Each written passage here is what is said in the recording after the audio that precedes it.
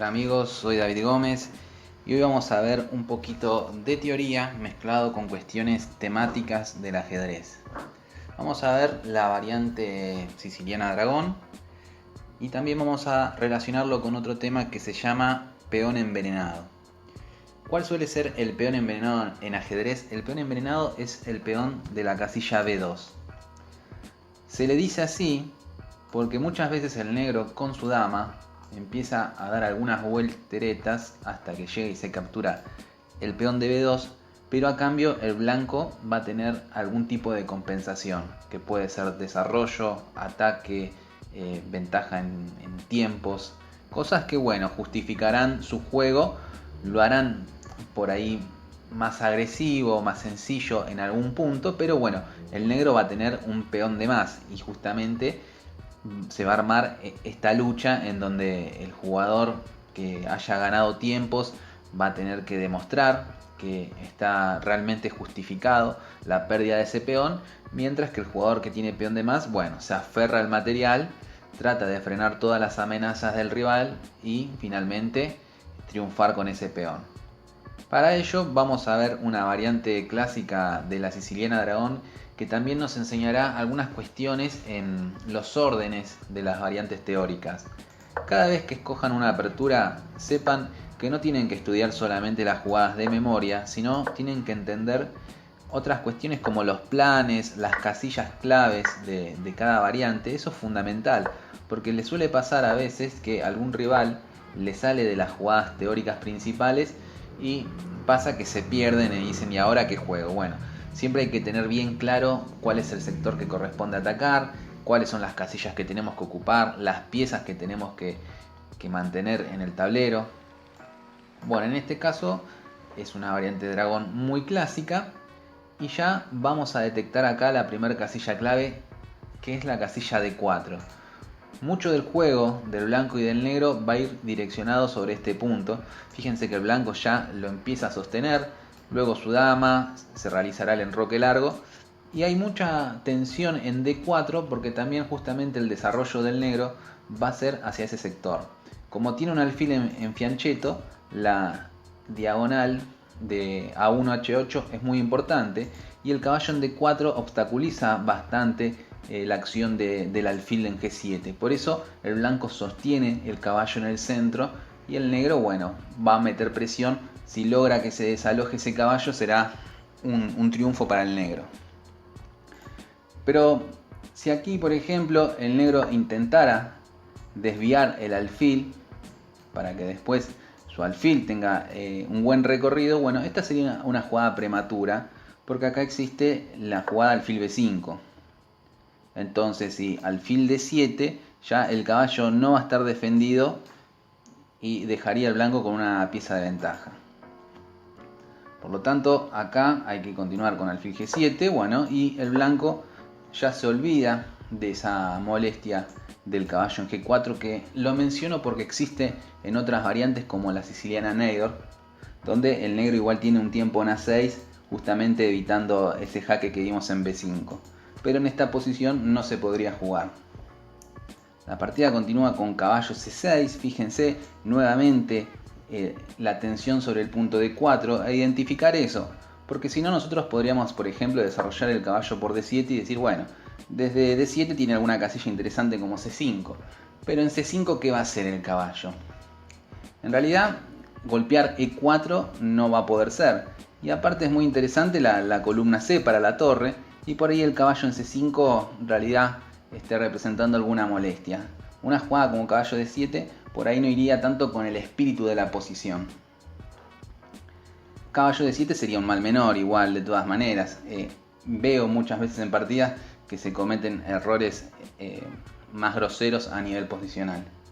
En este caso vamos a continuar con la principal, caballo C6. Aquí viene alfil C4.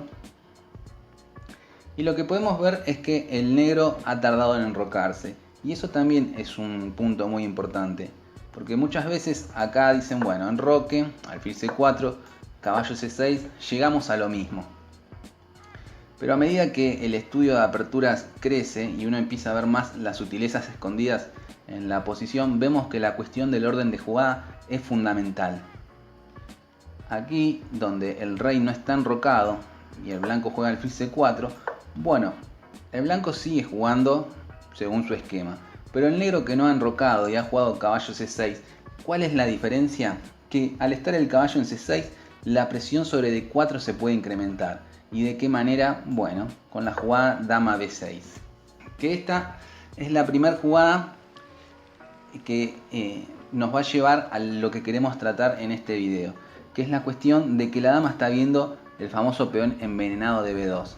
A su vez también está poniendo presión sobre d4 e indirectamente puede ser que el alfil que está en el aire también esté presionado, porque obviamente acá el caballo no se puede retirar a b3 haciendo bloqueo sobre b2, justamente porque estaría el alfil en el aire. Pero bueno, el blanco dice, bien, la amenaza sobre b2 la puedo aprovechar por esta cuestión del famoso peón envenenado y hacer una jugada tipo dama d2. Si el negro se enroca, bueno, yo me enroco, no habrá ningún problema. Y si ahora el negro come, veamos qué es lo que sucede. Tras torre b1 ya es una ganancia de tiempo, la dama se ubica en a3 y en línea general yo quiero que entiendan que la cuestión del peón envenenado genera mucho esto. Por lo menos ganamos 1 o 2 tiempos en desarrollo y además ganamos otros tiempos en que la dama se tenga que reubicar y volver al juego. ¿Sí? Fijémonos que la dama en a3 no estaría cumpliendo ninguna función e incluso aquí el blanco puede seguir, puede seguir castigándolo con la jugada caballo b5 que amenaza a la dama y amenaza también el jaque en c7. Tras lo cual podría continuar con dama c5, por ahí especulando que si jaque, movemos el rey, nos comen la torre, comemos el alfil y por ahí el caballo queda medio encerrado en a8. Y de esa manera el blanco puede continuar si sigue atacando a la dama. Ahora vemos que el alfil ataca y si se come este alfil, bueno, finalmente todo el desarrollo del blanco se justifica y todas las volteretas de la dama no. Acá vemos que come y finalmente pierde la dama, ¿sí? En esa interesante excursión. Entonces uno puede pensar que bueno, al final la jugada dama b6 no fue muy correcta y lo mejor hubiese sido enroque. No, lo que pasa es que dama b6 ejerce doble amenaza, tanto sobre d4 como sobre b2. El asunto es que acá el negro no venía a comerse el peón de b2 tras dama d2, sino que ahora se va a comer el peón d4. Y miren esta posición porque es una posición muy típica en el dragón, donde se ve la fuerza de todas las piezas sobre el punto d4. Ahora tras caballo por e4, la dama está tocada y si capturamos el caballo, el negro ha ganado un peón y el blanco no tiene la menor justificación. Así que desde aquí ya podríamos hablar de una ventaja decisiva del negro. Por lo tanto, la jugada dama b6 sí ejerce algunas molestias en el blanco, que no puede seguir su desarrollo normal con dama d2. Nuevamente por eso menciono la importancia de los órdenes de jugada, pero también es un desarrollo prematuro de la dama que el blanco va a intentar castigar. ¿Cómo? Con la jugada caballo f5, que libera paso al alfil y amenaza a la dama, y con el caballo se amenaza al alfil de g7.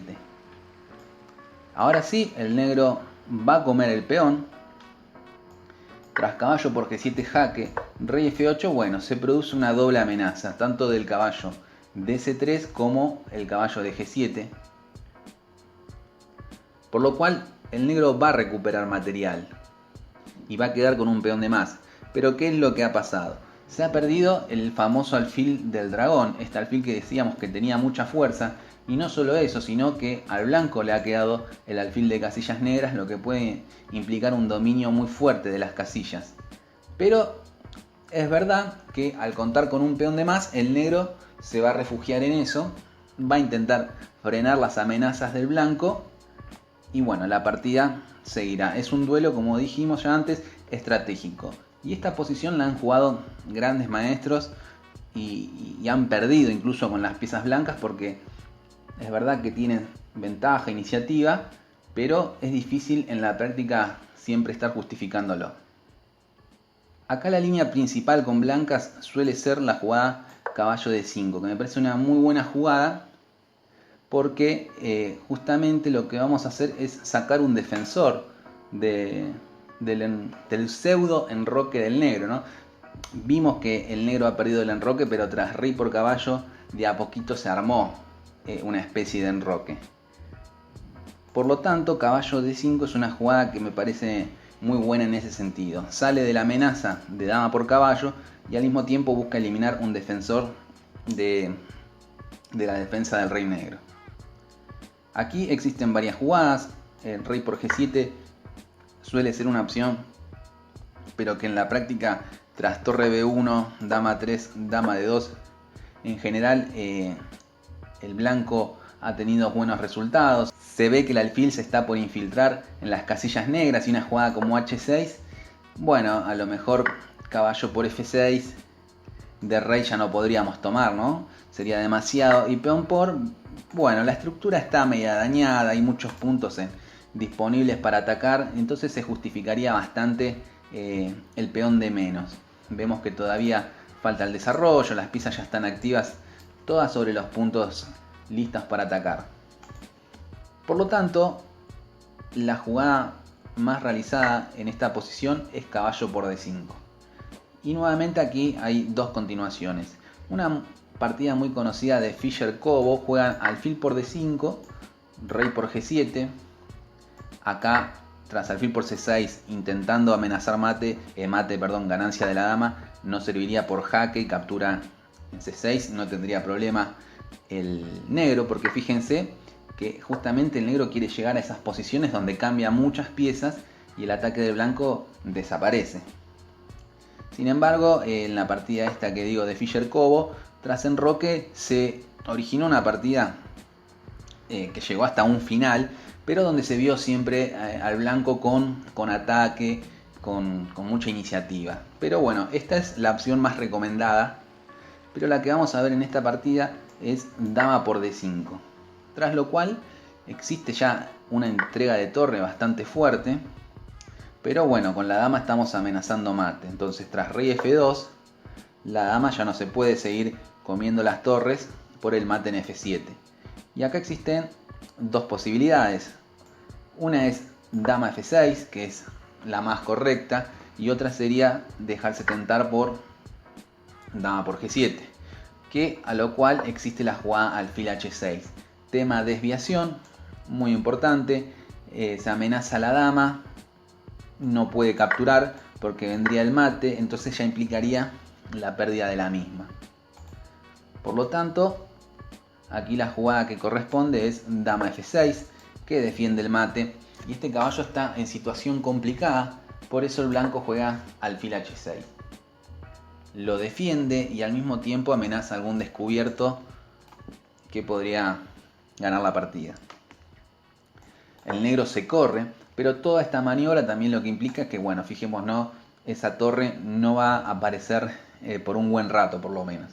Pero el ataque del blanco se está complicando por esta cuestión de que estamos cambiando muchas piezas. Tras caballo E8 se busca alejar la dama y el negro acá vio la oportunidad excelente de cambiar las damas y considerar que su posición estaba ya perfectamente defendida. Vemos que su estructura se mantiene bien al estilo dragón, es decir que no hubo ningún daño en la estructura, por lo tanto considera que a partir de ahora termina el desarrollo y ya su posición debe ser ganadora. Pero el blanco todavía cuenta con algunos trucos y existe la jugada caballo C7, torre B8 y torre D1. Bien, entonces ahora el negro va a tener que pensar muy bien sus retiradas, porque una jugada, por ejemplo, como caballo E6, que busca cambiar piezas, cortar un poco la acción del alfil, vendría la jugada caballo D5. Y se ve la amenaza sobre el punto E7 que crea una figura de mate. Por lo tanto, acá se puede ver la fuerza, que a pesar de haber ya cambiado las damas, tener incluso calidad y peón en su posición de ventaja, el blanco tiene todas las piezas afuera y eso sigue siendo un problema porque tiene la posibilidad de crear más amenazas. Entonces, Caballo por E7 amenaza mate y jugadas como F5, bueno, traerían muchos dolores a la posición del negro, donde se va a capturar otra pieza. Las piezas del negro siguen todavía difíciles de coordinar, y la pareja de alfiles en una posición donde el rey está totalmente desnudo no sería muy favorable. Así que acá seguramente la posición es clarísima ventaja. Mismo así, si juega algo como F6, bueno, tras caballo C7, incrementar la presión sobre la diagonal del alfil, y jugadas como F4 empiezan a molestar con la amenaza F5, y si el negro ahora contrapone ahí, bueno, G4 también debe traer muchos problemas a la posición. Porque por ejemplo una jugada como rey F6 se podría contestar peón por peón, G5, y tras rey F7, torre 1, y cae la posición. Entonces, tras torre D1, el negro opta por la jugada caballo C6, que es una jugada importante porque defiende el punto E7, una de las amenazas que creíamos que tenía el blanco sobre nuestra posición. Pero bien, además de dar mate en E7 con el caballo, nosotros podemos pensar que otra figura de mate sería el punto F6. Y así como apareció antes, mágicamente uno podría pensar, la amenaza sobre F6 también puede llegar a aparecer. Claro que no estamos hablando de magia, sino acá de eliminar esas piezas que defienden los puntos donde nosotros queremos atacar. Y para llegar a F6 hay un punto que lo impide, que es el peón D7. Por lo tanto, tras la jugada torre por D6, vemos que si se captura la torre, la jugada caballo D5 es definitiva ya y ganaría la partida. La amenaza de caballo F6 no se puede evitar. Jugadas como F5 vendría mate igual porque se produce el jaque doble. Por lo tanto, tras torre por D6 ya prácticamente no queda mucho que hacer. El negro podría probar alguna jugada del estilo A6 para tratar de liberarse con B5, pero aquí tras caballo D5 se amenaza torre por C6. El negro puede continuar con alfil E6, da la impresión que se está acomodando, pero en realidad fijémonos que aparece otra mini combinación, que es la jugada torre por E6, en la cual no puede capturar por el mate. Y lo importante de todo esto es ver siempre la acción del alfil de casillas negras, ¿no? El costo que tuvo el comerse el peón, pero dejarle el alfil de casillas negras, que es muy importante en la dragón. Tras caballo por E7, torre por E6, la partida podría continuar con caballo C6. Y acá vamos a ponernos un poco más fino con la posición.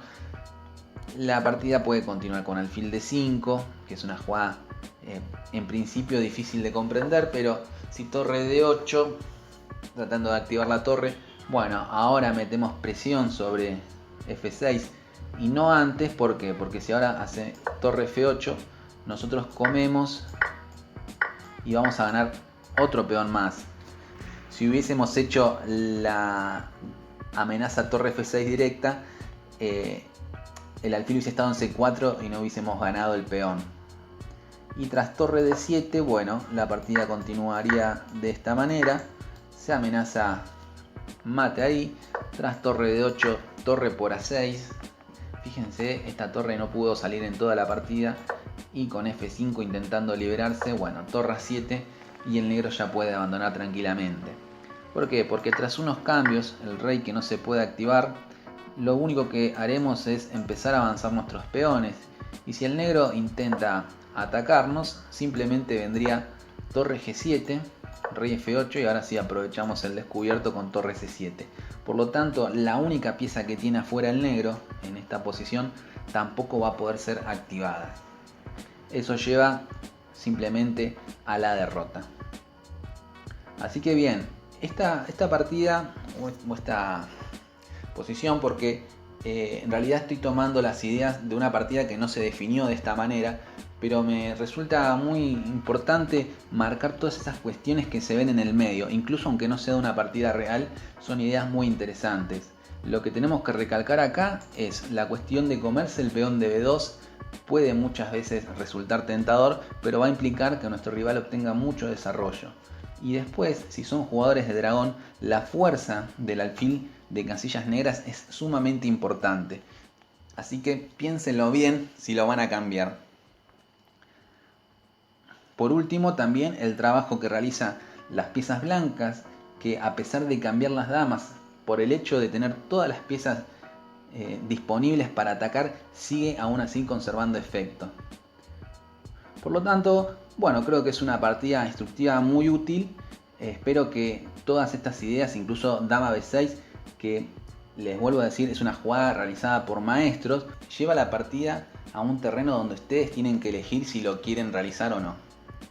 La partida con Dama B6 es: ganamos material, pero después nos tenemos que poner bien sólidos, bien duros, evitar cualquier tipo de contrajuego, empezar a cambiar piezas y ahí nos llevamos el punto. Si no, corremos el riesgo de quedar totalmente enroscados como en esta partida y que nos liquiden. Así que bueno, esto fue todo por hoy. Espero que les haya gustado toda la partida, todas las ideas. Recuerden suscribirse al canal para seguir viendo más videos y eso es todo por hoy.